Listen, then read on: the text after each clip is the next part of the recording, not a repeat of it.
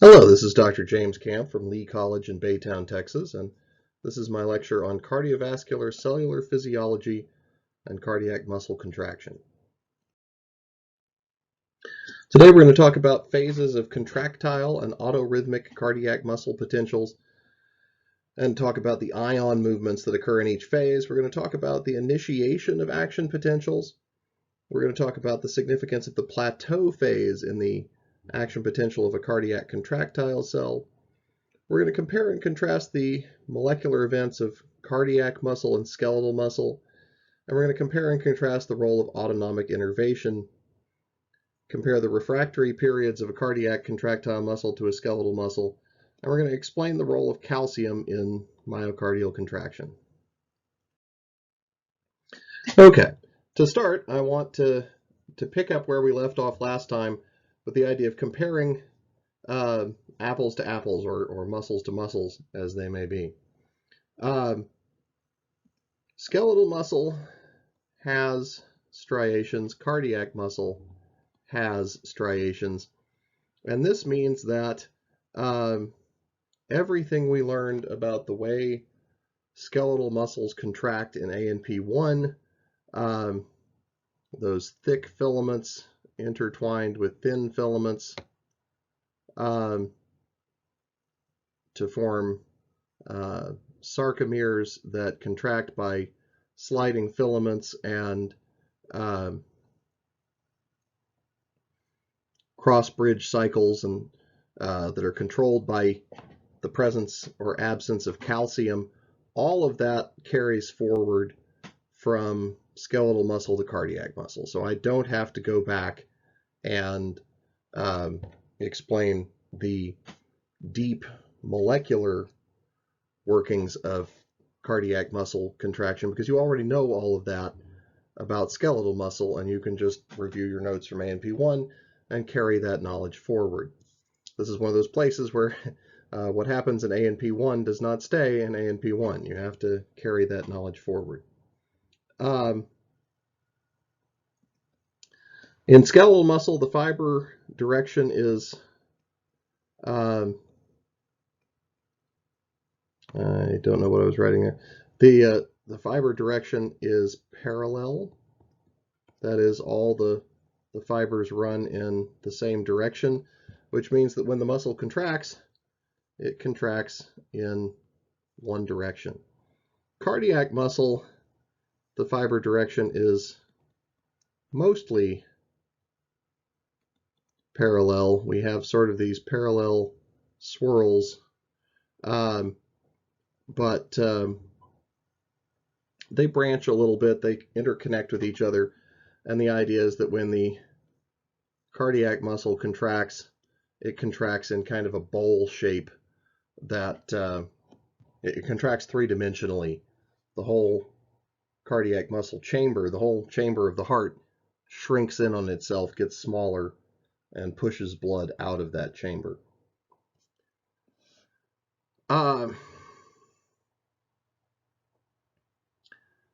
Cell length.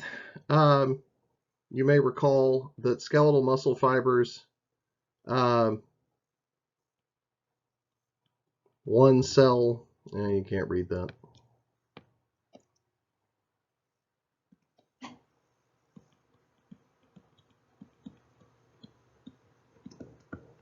One cell was the entire length of the muscle. So an independent cell could actually contract. Each cell could contract independently to make the entire muscle get shorter. It wouldn't produce a lot of force that way, but it could happen.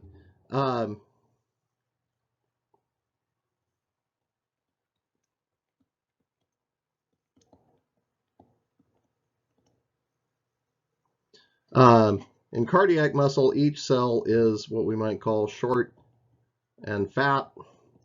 And this means that cardiac muscle cells have to work together to contract. You cannot have a single cardiac muscle cell contract and have it do any good at all, really. They're just too short. they have to contract, they have to work together to produce any kind of noticeable contraction. What about cell size and shape? The skeletal muscle was almost an infinitely long strand. The cardiac muscle is, again, as we said, sort of short, fat, and branched. They have kind of an X shape to them, that you have a body of the cell, but then it branches off in different directions to connect to other cells. Okay.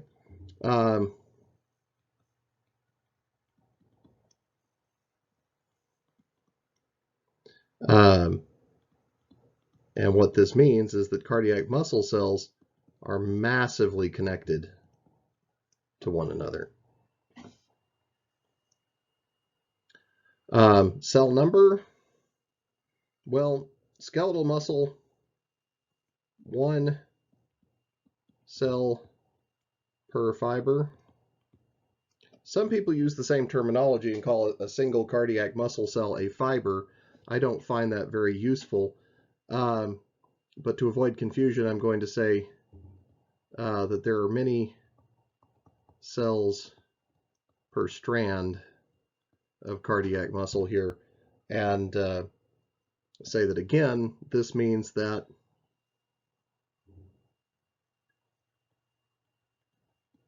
CM cells have to contract as a group. Okay. Nuclei. There are many nuclei in a skeletal muscle fiber, and they are peripheral. That is, they are kind of shoved to the edge. There is typically 1 nucleus in a cardiac muscle cell, and it is typically centrally located, as you find in most cells. Unique visible features. Okay, here's the really key point. Cardiac muscle cells have intercalated discs, and this means that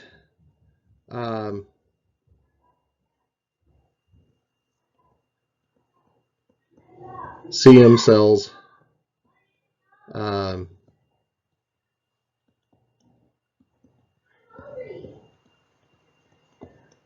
cardiac muscle cells can contract as a wave, because as you remember, intercalated discs really mean a collection of 2 features: desmosomes that link them like little train couplings, and gap junctions that allow ions to flow between them.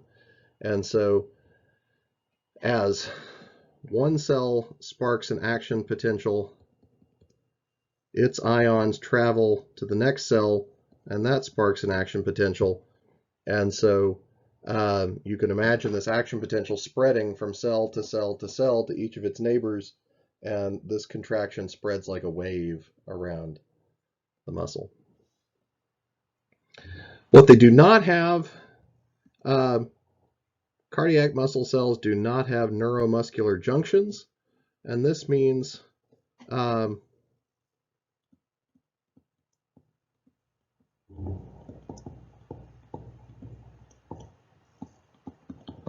the cardiac muscle cells must be neighbor stimulated instead of stimulated individually by motor neurons.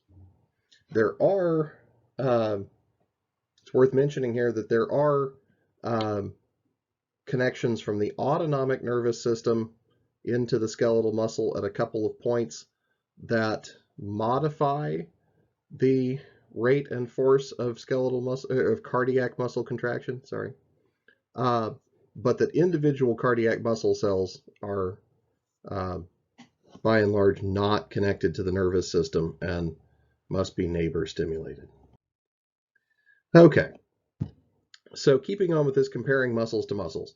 In order for a skeletal muscle to contract, it needed to be stimulated by a motor neuron. The single motor neuron stimulus produced a single brief twitch contraction. Longer contractions required continual stimulation, which we called tetany or tetanus. A stronger contraction also required recruitment, we called it, of more motor units connected to more motor neurons. The skeletal muscle would contract, in other words, only as much and for only as long as the nervous system told it to. Would this work for cardiac muscle? I think we can all agree from analyzing the focus of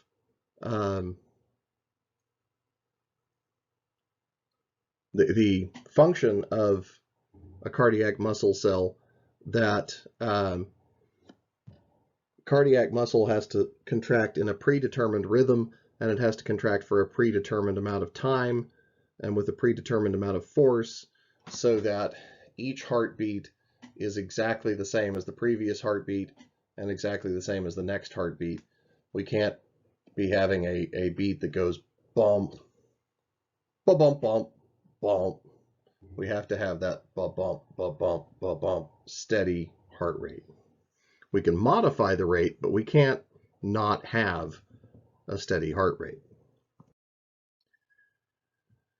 So cardiac muscle cells have no neuromuscular connections, and they can stimulate their neighbors using gap junctions, but somebody has to start the wave. Okay, so we have two questions. How do we get always the same length and strength of contraction? Question mark. And who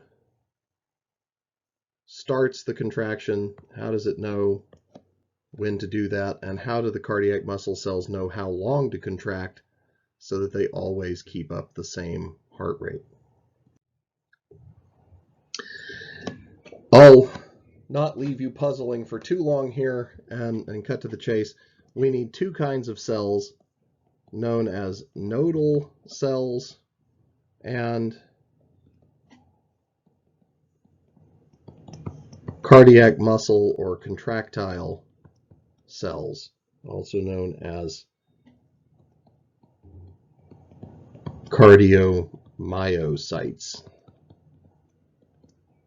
Okay, these are neighbor-stimulated contracting cells, whereas the nodal cells are self-stimulating pacemaker cells.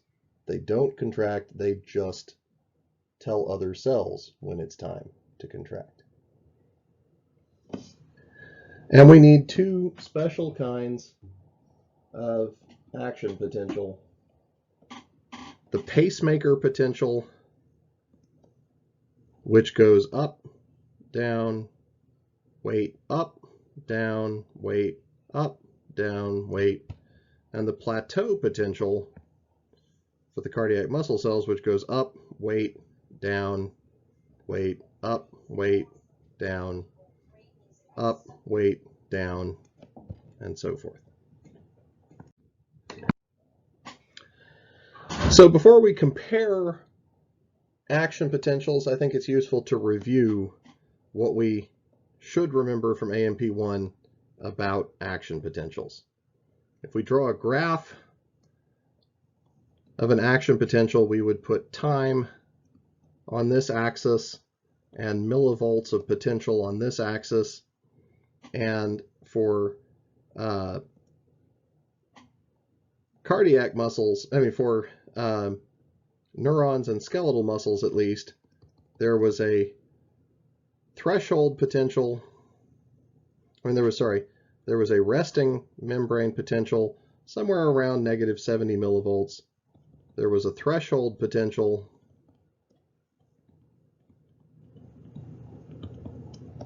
somewhere around negative 55 millivolts, slightly different between neurons and skeletal muscles. And there was the fully depolarized action potential up here in the positive 30 millivolt range. So our electricity, our cell potential, comes bumping around at resting membrane potential until it is stimulated by an incoming neurotransmitter. That neurotransmitter might bump it up a little bit, or if it's an inhibitory neurotransmitter, it might bump it down a little bit. Down, not down and back up. Then we might go up again a little bit, up again a little bit, and eventually we land at threshold. Okay, at this point, magic happens, and voltage-gated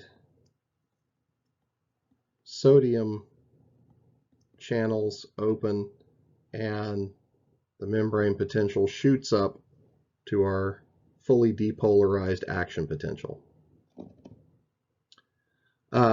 Sodium channels slam shut. Voltage-gated potassium channels open and take us back down to a hyperpolarized state somewhere below resting membrane potential. And then during a refractory period, the neuron gets itself back, or the skeletal muscle cell gets itself back to resting membrane potential and is ready for another series of stimuli from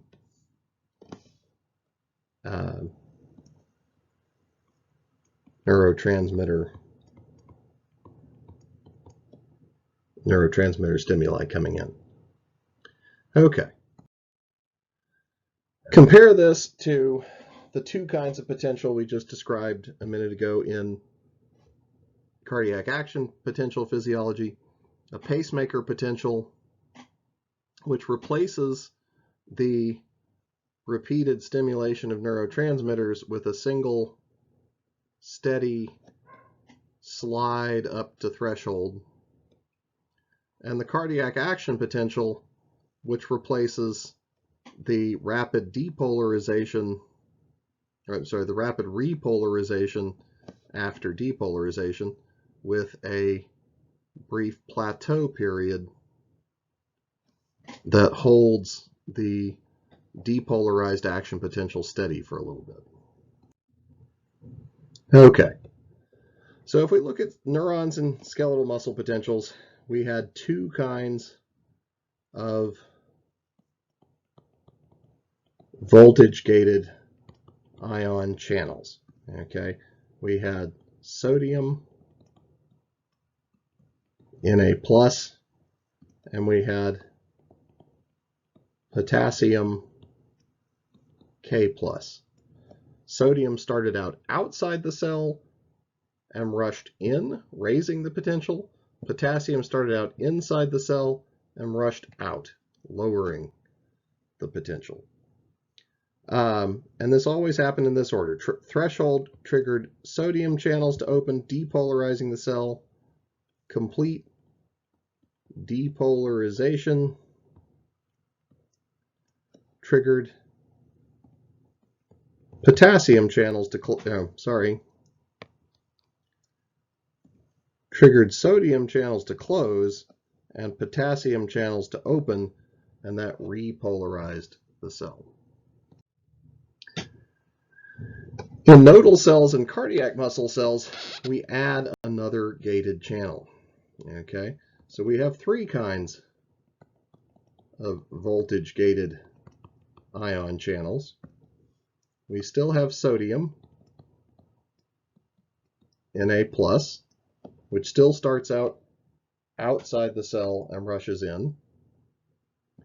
But we add calcium, Ca++, which also starts out outside the cell and lets double positive charges into the cell. And then we have potassium as before, K+ channels that let positive charges out of the cell. And these are going to happen in the following order. At the start of the cycle, something is going to trigger sodium channels to open.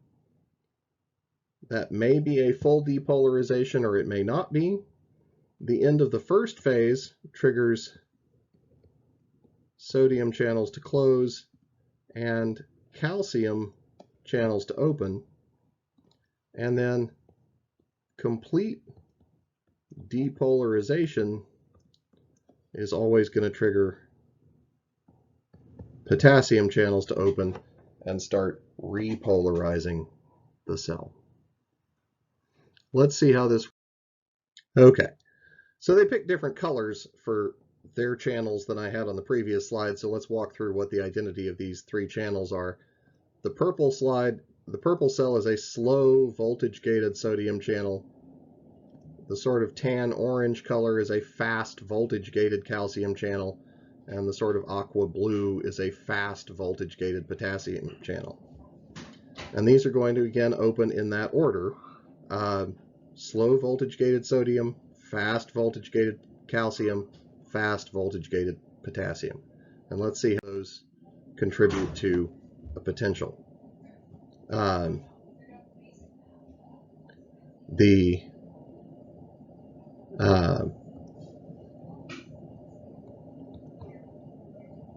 slow sodium is going to slowly trickle up from a brief stop at resting membrane potential to threshold. The fast calcium is going to rocket up to fully depolarized, and then the fast potassium is going to rocket back down to resting membrane potential, at which point we'll start another slow ramp up to threshold. This slow ramp up is called the pacemaker potential, and this timing between hitting resting membrane potential and hitting threshold, that time delay is the time, the spacing of a heartbeat. Well, rather, I should say the time delay between one resting membrane potential and the next resting membrane potential is one heartbeat. Or you could say the time between one depolarization and the next depolarization is one heartbeat. How could we change the heart rate? We could dial in a different permeability to sodium in this pacemaker potential time. Okay, if we slow down the trickling of sodium into the cell, we'll get a longer delay between heartbeats. We could do that by closing some of our sodium channels. If we open more sodium channels, we could get a faster trickle of sodium into the cell and have less time between heartbeats.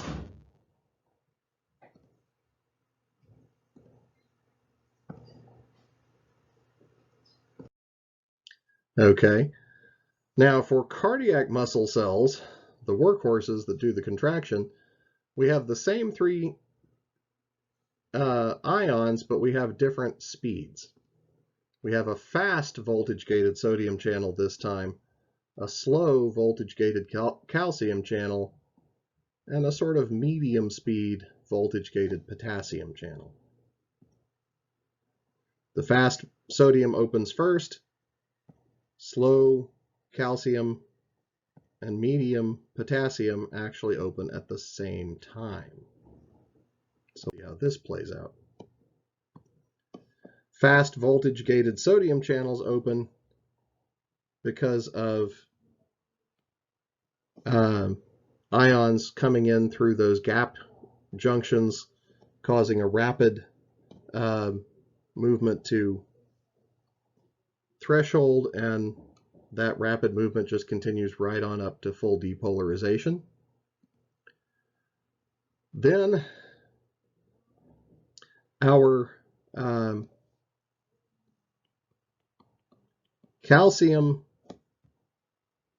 slow calcium channels are wanting to raise the membrane potential, while our medium speed potassium channels are wanting to decrease the membrane potential, and they average out to something that looks like this plateau here.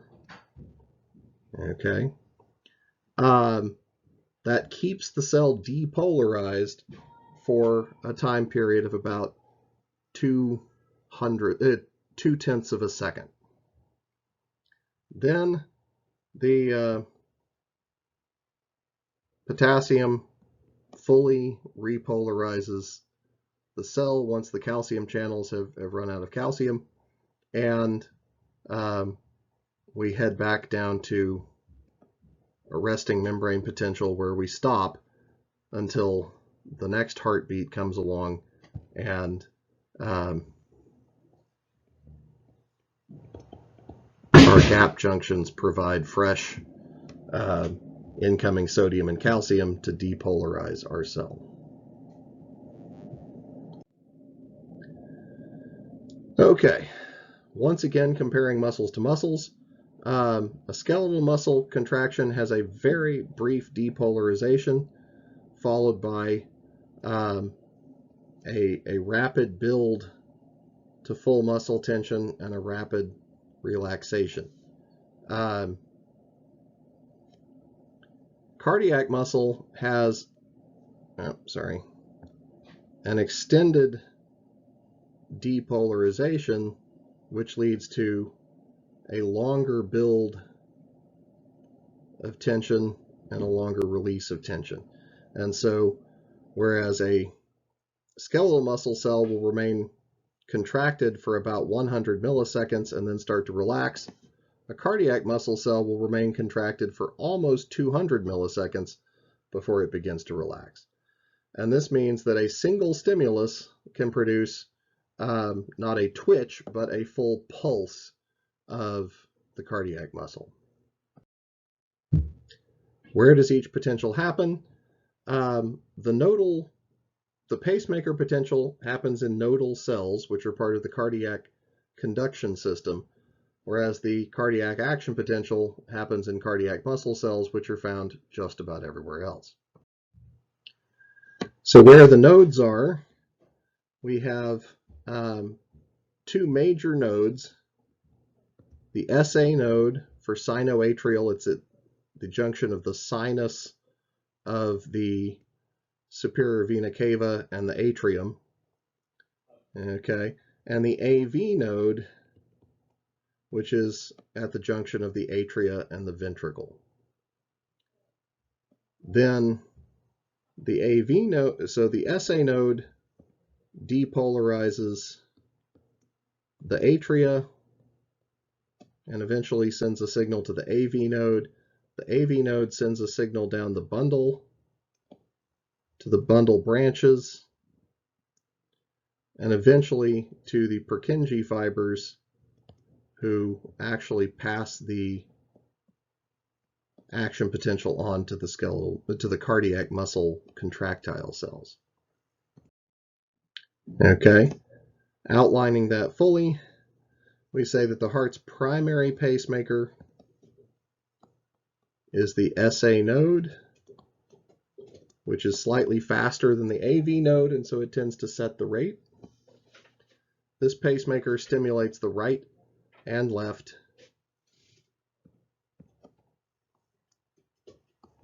atria to depolarize and contract.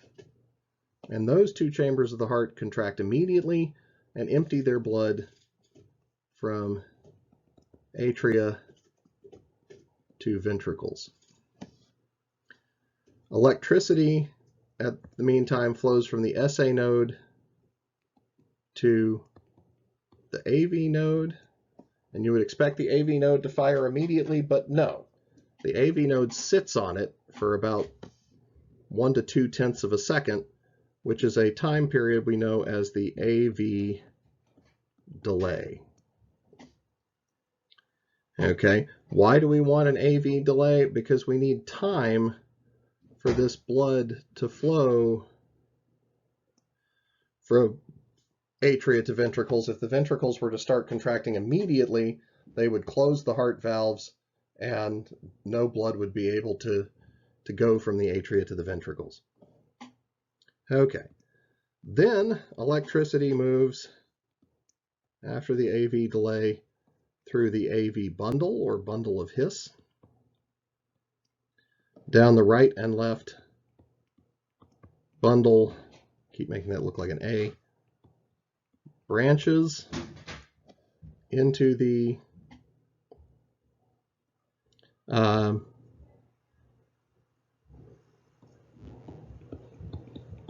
Purkinje fibers. From here, it finally stimulates the right and left ventricles to depolarize and contract. At the same time, the atria repolarize and refill. Okay. After their plateau period, the ventricles repolarize and refill. Okay. Next up, we'll walk through the entire cardiac cycle, one full heartbeat contraction, and the electrocardiogram that gives us insight into the different phases and the timing of the different electrical and mechanical events of cardiac contraction. Stay tuned.